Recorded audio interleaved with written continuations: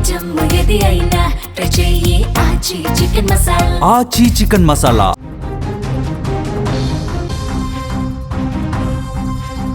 Karimnagar corporation కి సంబంధించి తొలి ఫలితం వచ్చేసింది. బీజేపీ ముందంజలో ఉంది. పోస్టల్ బ్యాలెట్ లో బీజేపీ లీడ్ కనబరుస్తోంది. విజయం దిశగా బీజేపీ దూసుకుపోయే అవకాశం చాలా స్పష్టంగా కనిపిస్తోంది. మరి కాసేపట్లోనే పూర్తి స్థాయి ఫలితాలు కూడా వచ్చే అవకాశం ఉంది. బీజేపీ శ్రేణులు కొంత ఆనందం వ్యక్తం చేస్తూ ఉన్నారు ఈ తొలి ఫలితంతోనే. సో నెక్స్ట్ ఫలితం ఏ విధంగా ఉండబోతుందో చాలా స్పష్టమైనటువంటి సంకేతం తొలి ఫలితంతో నమోదైందని చెప్పి బీజేపీ శ్రేణులు కూడా కొంత ఆనందం వ్యక్తం చేస్తున్నటువంటి పరిస్థితి. కరీంనగర్లో తాజా పరిస్థితి తెలుసుకునే ప్రయత్నం చేద్దాం. మా బ్యూరో చీఫ్ విజయ్ అక్కడి నుంచి లైవ్లో సిద్ధంగా ఉన్నారు. విజయ్, తొలి ఫలితం పోస్టల్ బ్యాలెట్ లెక్కింపులో బీజేపీ లీడ్ చాలా స్పష్టంగా కనిపిస్తున్నట్టు ఇన్ఫర్మేషన్ వస్తుంది. అక్కడ బీజేపీ శ్రేణులు ఏమంటున్నారు? పూర్తి స్థాయి ఫలితం రావడానికి ఎంత సమయం పట్టే అవకాశం ఉంది? డీటెయిల్స్ ఇవ్వండి. అయితే కరీంనగర్ సంబంధించినటువంటి కార్పొరేషన్ ఎన్నికల ఫలితాలు కాస్త ఆలస్యంగా వెలువడుతున్నా కూడా చాలా స్పష్టంగా ఇక్కడ బీజేపీ ఆధిక్యత కనపరుస్తుందని చెప్పుకోవాలి. అందరూ అంచనా వేసినట్టుగానే కేంద్ర మంత్రి, స్థానిక ఎంపీగా ఉన్నటువంటి బండి సంజయ్ ఈ ఎన్నికను చాలా సీరియస్గా తీసుకున్నారు.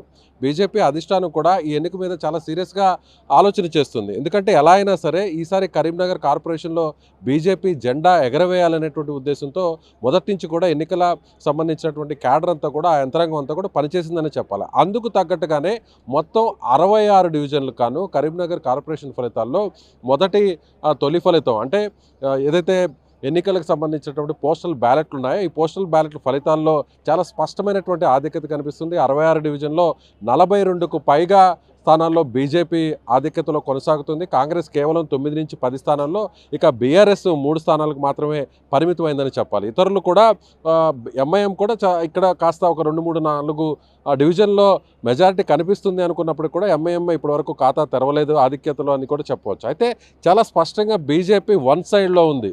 అందరూ ఊహించారు కాస్త 34 స్థానాలు గెలుస్తుందా లేదా, మేయర్ పీఠాన్ని కైవసం చేసుకుంటుందా లేదా అనేటువంటి ఆసక్తి అన్ని పార్టీల్లో కూడా ఉంది. అయితే బీజేపీ మాత్రం మొదటి నుంచి చెప్తుంది ఖచ్చితంగా ఈ కరీంనగర్ స్థానాన్ని, కార్పొరేషన్ స్థానాన్ని తాము కైవసం చేసుకుంటామని చెప్తుంది. అందుకు తగ్గట్టుగానే ఫలితాల సరళి కూడా వెలువడుతోంది.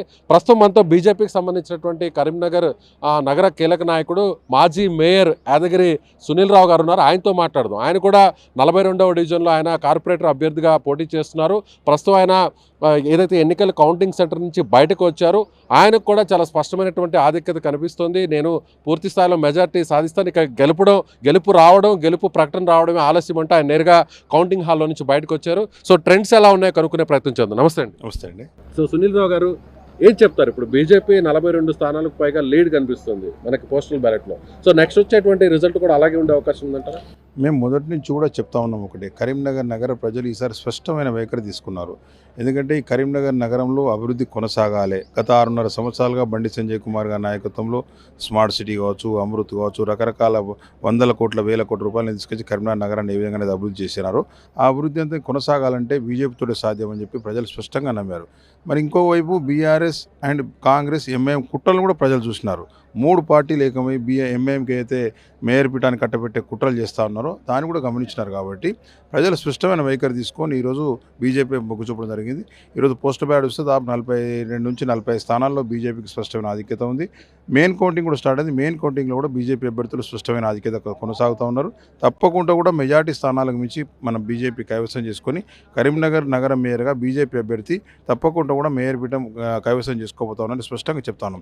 దీనికి ప్రజల వద్దకు మనం చేసినటువంటి ప్రచారం కావచ్చు, మా నాయకుడు బండి సంజయ్ కుమార్ గారు చేసినటువంటి రోడ్ షోస్ కావచ్చు, మహిళా సోదరిమల యొక్క కార్యక్రమాలు కావచ్చు, గడప గడపకు ప్రచారం కావచ్చు, అభివృద్ధి విషయంలో మేము గతంలో చేసినటువంటి విషయాలు ప్రజల దృష్టికి తీసుకెళ్ళడం కావచ్చు, రాబోయే రోజుల్లో ఏ విధంగా అభివృద్ధి కొనసాగాలంటే బీజేపీ వల్లనే సాధ్యమవుతుంది. కాంగ్రెస్ పార్టీ ప్రభుత్వం గత 2 సంవత్సరాల్లో ₹1.50 కూడా కరీంనగర్ మున్సిపల్ కార్పొరేషన్కి ఇవ్వనటువంటి విషయాన్ని కూడా మేము ప్రజల దృష్టికి తీసుకెళ్ళాం. ఈ ఒక కుమ్మక్క రాజకీయాలు తీసుకెళ్ళాం, అభివృద్ధికి సహకరించకపోయిన విషయాన్ని తీసుకెళ్ళాం. మరోవైపు అభివృద్ధి ఏ విధంగా చేసినాం గత 6.5 సంవత్సరాల్లో, రాబోయే రోజుల్లో కేంద్రం ద్వారా ఈ నిధులు తీసుకొచ్చి పెద్ద ఎత్తున తీసుకొచ్చి కరీంనగర్ నగరంలో జరుగుతున్న అభివృద్ధిని కొనసాగిస్తామని కూడా చెప్పినాం. దీనికి ప్రజల యొక్క ఆమోదం లభించింది. 66 డివిజన్లు ఉన్నాయి. ఇప్పుడు ప్రజెంట్ అయితే పోస్టల్ బ్యాలెట్లు చూస్తే 42 వరకు, అంటే వన్ సైడ్ అయితే మాత్రం ప్రస్తుతానికి పోస్టల్ బ్యాలెట్లో ఉన్న రిజల్ట్ కనిపిస్తుంది. మెయిన్ కౌంటింగ్లో కూడా పోస్టల్ బ్యాలెట్ చాలా తక్కువ స్థాయిలో ఉంటాయి, తక్కువ సంఖ్యలో ఉంటాయి. కానీ మెయిన్ రిజల్ట్ అందుకు ఒక్కొక్కసారి విరుద్ధంగా కూడా వచ్చే అవకాశం ఉంటుంది. అయితే ట్రెండ్స్ చూస్తుంటే వన్ సైడ్ అంటే 42 పైన వరకే ఉన్నాయి.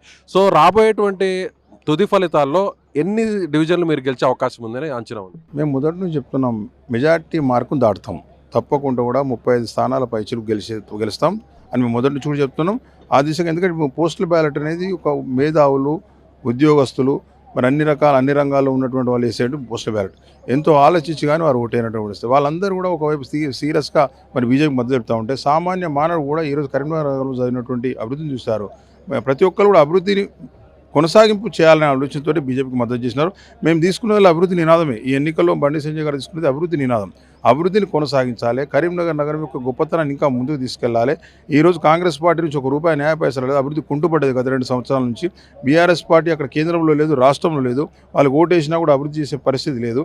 కాబట్టి అభివృద్ధి చేయాలంటే, అభివృద్ధి కొనసాగాలంటే భారతీయ జనతా పార్టీ అభివృద్ధిని గెలిపించండి, తప్పకుండా నిధులు తీసుకొచ్చే బాధ్యత నాది అని చెప్పి బండి సంజయ్ కుమార్ గారు చెప్పడం వల్ల ప్రజలు పూర్తిస్థాయిలో విశ్వసించారు.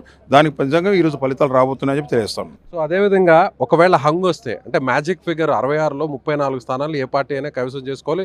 ఒకవేళ బీజేపీ కైవసం చేసుకుని ఒకవేళ రానివ్వటువంటి పక్షంలో మ్యాజిక్ ఫిగర్కి ఆ దగ్గరగా ఆనుకున్నటువంటి పరిస్థితుల్లో క్యాంప్ పాలిటిక్స్ ఏమన్నా స్టార్ట్ అయ్యే అవకాశం ఉందా? మీకు సంబంధించినటువంటి కార్పొరేటర్లను కరీంనగర్ నుంచి వేరే ప్లేస్కి ఏమన్నా తరలించే ఛాన్స్ ఉందంటారు? ఇప్పుడు క్యాంపు రాజకీయాలు కాదు, గెలిచినటువంటి అభ్యర్థులందరూ ఒక చోట ఉండడం అనేది ఒక ఆనవాయితీ. ఎందుకంటే 2 రోజుల తర్వాత మేయర్ ఎలక్షన్ ఉంటుంది, డిప్యూటీ మేయర్ ఎలక్షన్ ఉంటుంది. అందరి మధ్యలో ఒక సఖ్యత ఏర్పడడానికి, అందరం కలిసి ఉండడానికి, పార్టీ అధిష్టాన్ని తీసుకుని నిర్ణయానికి అందరూ కట్టుబడి ఉండడానికి ఆ విధంగా ఒక చోట ఉంటాం. మాకు 99.9% పూర్తి ఆధిక్యత వస్తుందని మా నమ్మకం ఉంది. ఒకవేళ ఏమైనా మెజార్టీ మార్కు కొట్టిన స్థితి మాకు చాలామంది లైక్ మైండెడ్ పీపుల్ గెలిచిన వాళ్ళు తప్పకుండా మా వైపు వస్తారు. మాకు ఆ పరిస్థితి వస్తుందని అనుకోవడం లేదు. ఒకవేళ వస్తే మాత్రం చాలామంది కూడా బయట నుంచి మద్దతు ఇచ్చేవాళ్ళు ఉన్నారు, వాళ్ళ మద్దతు కూడా తీసుకుంటాం. వారి సహకారంతో కరీంనగర్ నగరంలో మేయర్ పీఠం కవసం తీసుకోవడం జరుగుతుంది. సో ఓకే, అదేవిధంగా వేరే పార్టీలు కూడా, అంటే ఇక్కడ పోటీ బీజేపీ కాంగ్రెస్ మధ్య ఉంది. బీఆర్ఎస్ ఇప్పుడు వచ్చేటువంటి స్థానాలను బట్టి కూడా బీఆర్ఎస్ ఒకవేళ ఎట్లాగూ గెలవనటువంటి పరిస్థితి వస్తే అప్పుడు బీఆర్ఎస్ బీజేపీకి సపోర్ట్ చేస్తుందా అనేటువంటి ఒక అంచనా కూడా రాజకీయ విశ్లేషణలో కనిపిస్తుంది. అలాంటి పరిస్థితి ఏమైనా ఉండబోతుంది? ఇప్పుడు నేను ఎవరి పేరు తీసుకోదలుచుకోలేదు, ఎందుకంటే భారతీయ జనతా పార్టీ ప్రజల మద్దతుతోటి మెజార్టీ సీట్లు గెలుస్తున్న పూర్తి విశ్వాసం ఉంది.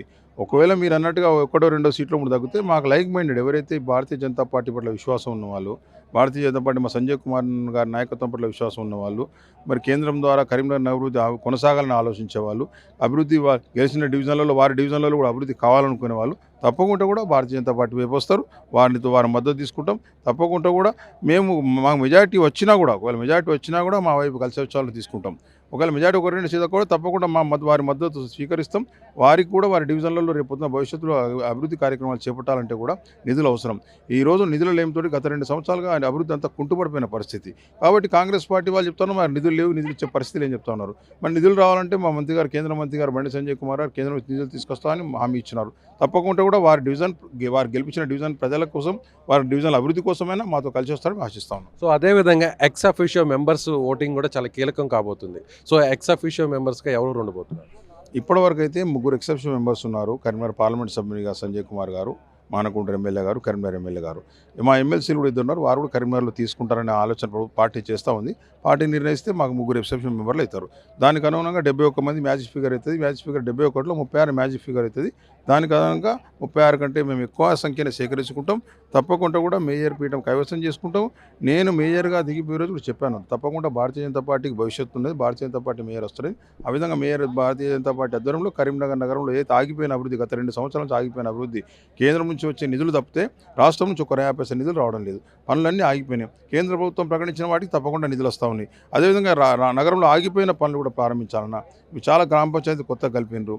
చాలా శివారు కాలనీస్ ఉన్నాయి. ఆ కాలనీస్ అభివృద్ధి చెందాలన్నా, నగరం నడిమధ్యలో ఏమైనా చిన్న సమస్యలు ఉంటే పరిష్కారం కావాలన్నా కూడా తప్పకుండా కూడా భారతీయ జనతా పార్టీ వల్ల సాధ్యం. కాబట్టి మేము అందరూ సహకారం తీసుకుంటాం. మేయర్ అభ్యర్థి ద్వారా నగరాభివృద్ధికి తోడ్పడతామని తెలుసు. సో మీ డివిజన్కి సంబంధించి, మీది 42వ డివిజన్, మీరు కూడా కార్పొరేటర్ అభ్యర్థిగా బీజేపీ పార్టీ నుంచి పోటీ చేస్తున్నారు. సో మీ డివిజన్కి సంబంధించిన రిజల్ట్ ఎలా ఉంది?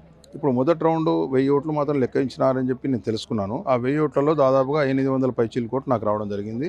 దాదాపుగా ఇతరుల మీద దాదాపు 750-800 ఓట్ల మెజార్టీ మొదటి రౌండ్లో నాకు ఉన్నట్టుగా సమాచారం ఉంది. తప్పకుండా విశ్వాసం ఉంది నా డివిజన్ ప్రజలు. నేను 5వసారి మున్సిపల్ కార్పొరేటర్గా గెలుపొందడం. 5 సార్లు కూడా నా డివిజన్ ప్రజలు ఎక్కడ నిల్చున్నా కూడా అక్కడ ప్రజలు ఆదరిస్తూ ఉన్నారు. గత ఎన్నికల్లో కూడా కరీంనగర్ నగరంలో హైయెస్ట్ మెజార్టీతో గెలిచినటువంటి చరిత్ర నాకు ఉంది. ఈసారి కూడా ఆ చరిత్ర పునరావృతం అనుకుంటున్నాను. ఇక్కడ నా డివిజన్ ప్రజల అభిమానం, వారి యొక్క దీవెన, వారి యొక్క ఆశీస్సుల వల్ల ఆ విధంగా ఫలితం ఉండబోతుందని ఆశిస్తా ఉన్నాను. రైట్ అండి. సో ఇది బీజేపీ పార్టీ చాలా ధీమా వ్యక్తం చేస్తుంది. ఖచ్చితంగా కరీంనగర్ కార్పొరేషన్ స్థానంలో మేయర్ పీఠాన్ని కైవసం చేసుకుంటాం. సో ఇప్పుడు ట్రెండ్స్ ఉన్నట్టుగానే ట్రెండ్స్కు తగ్గట్టుగానే ఆ మెయిన్ కౌంటింగ్ ఏదైతే తుది ఫలితం కూడా బీజేపీకి వన్ సైడ్ మెజారిటీ వచ్చేటువంటి అవకాశాలు చాలా స్పష్టంగా ఉన్నాయి.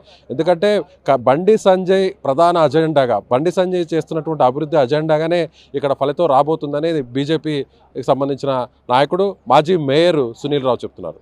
అదే కరీంనగర్లో ఉన్నటువంటి తాజా పరిస్థితి. Thank you very much Vijay. మొత్తానికి బీజేపీ శ్రేణులు అయితే చాలా స్పష్టంగా చెప్తా ఉన్నారు. ఆధిక్యం మాకే చాలా క్లియర్గా కనిపిస్తుందని చెప్తున్నారు.